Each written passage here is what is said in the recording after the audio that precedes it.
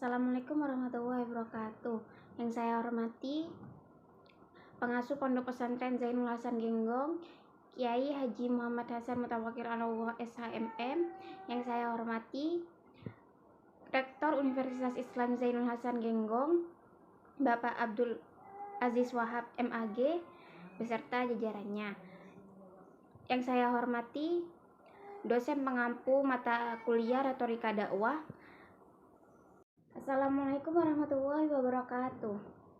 Alhamdulillahirrahmanirrahim. Segala puji bagi Allah Subhanahu wa Ta'ala yang telah memberikan kita nikmat iman, nikmat Islam, dan nikmat kesempatan sehingga kita dapat berkumpul dalam majelis ilmu yang penuh berkah ini. Salawat dan salam semoga senantiasa tercurah pada junjungan kita Nabi Muhammad SAW beserta keluarga, sahabat, dan seluruh pengikutnya hingga akhir zaman. Hadirin yang dirahmati Allah, pada kesempatan kali ini marilah kita bersama-sama merenungkan tema yang sangat penting dalam kehidupan kita sebagai umat Islam, yaitu membangun kepribadian positif melalui retorika dakwah. Kita semua tahu bahwa dakwah bukan hanya sekedar berbicara di atas mimbar, tetapi juga bagaimana kita menyampaikan kebenaran dengan cara yang baik, santun, dan menyentuh hati. Dalam Al-Quran, Allah SWT berfirman dalam surah An-Nahl ayat 125, serulah pada manusia pada jalan Tuhanmu dengan hikmah dan pelajaran yang baik, dan bantahlah mereka dengan cara yang baik. Sungguhnya Tuhanmu dialah yang lebih mengetahui siapa yang tersesat dari jalannya, dan dialah yang lebih mengetahui siapa yang mendapat petunjuk. Ayat ini menunjukkan bahwa retorika dakwah, yaitu seni berbicara dalam menyampaikan pesan kebaikan, memiliki peran yang sangat besar dalam membentuk kepribadian seseorang, baik bagi pendakwah maupun bagi pendengarnya. Yang pertama, retorika dakwah membentuk empati dan kelembutan hati. Hadirin sekalian, salah satu nilai utama dalam dakwah adalah empati, kemampuan untuk memahami perasaan orang lain. Seorang dai yang baik tidak hanya pandai berbicara, tetapi juga mampu menyentuh hati pendengarnya. Nabi Muhammad SAW adalah teladan terbaik dalam hal ini. Beliau berdakwah dengan kelembutan, penuh kasih sayang, dan memahami kondisi umatnya. Dalam sebuah hadis disebutkan, barang siapa yang tidak memiliki kasih sayang, maka dia tidak akan mendapatkan kasih sayang. Hadis riwayat Bukhari dan Muslim. Artinya, dalam menyampaikan pesan dakwah, kelembutan dan empati adalah kunci utama. Ketika kita berbicara dengan hati yang tulus dan bahasa yang santun, pesan kita sampaikan akan lebih mudah diterima dan membawa perubahan positif. Yang kedua, retorika dakwah meningkatkan pengetahuan dan kesadaran beragama. Hadirin yang berbahagia, selain membentuk empati, retorika dakwah juga mendorong kita untuk terus meningkatkan ilmu dan pemahaman agama. Sebab bagaimana mungkin kita bisa berdakwah dengan baik jika tidak memahami ajaran Islam secara benar. Dalam surah Al-Mujadilah ayat 11, Allah berfirman, Allah akan meningkatkan derajat orang-orang yang beriman di antara kamu dan orang-orang yang diberi ilmu beberapa derajat. Dengan memperdalam ilmu agama, seorang muslim dapat berbicara dengan lebih bijak dan penuh hikmah. Retorika dakwah yang baik bukan hanya indah dalam kata, tetapi juga benar dalam isi. Oleh karena itu, kita belajar berbicara dengan baik dalam konteks dakwah. Sebenarnya kita juga sedang melatih diri untuk berpikir, menelaah, dan memahami ajaran Islam secara lebih dalam.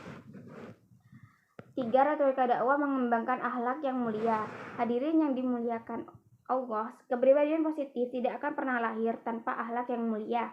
Retorika dakwah yang baik bukan hanya berbicara tentang kebaikan, tetapi juga mempraktikkan kebaikan itu dalam kehidupan sehari-hari.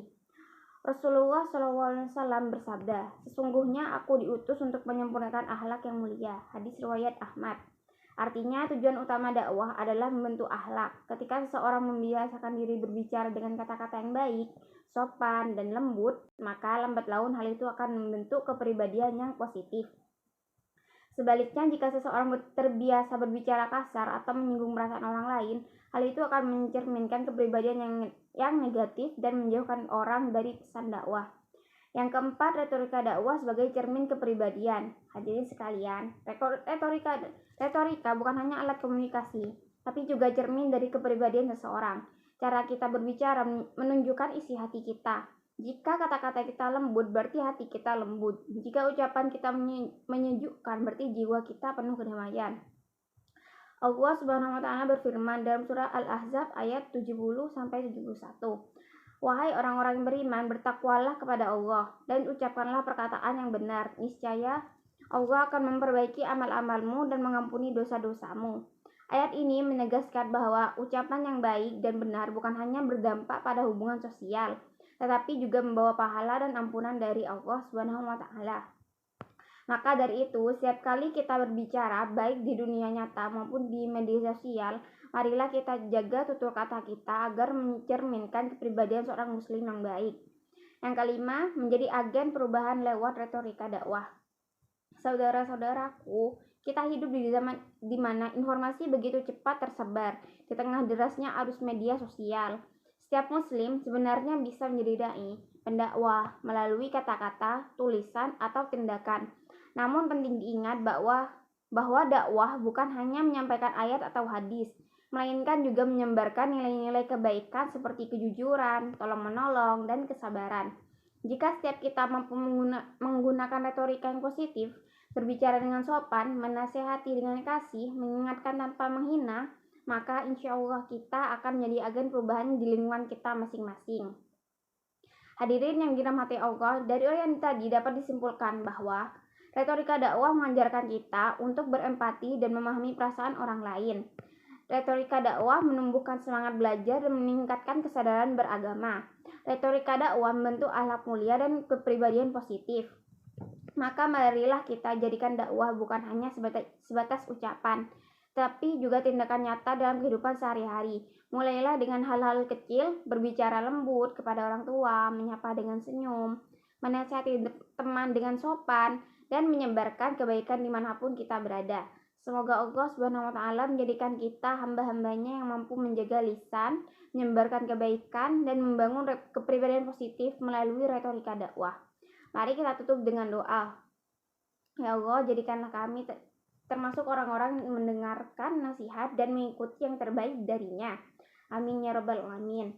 Wassalamualaikum warahmatullahi wabarakatuh.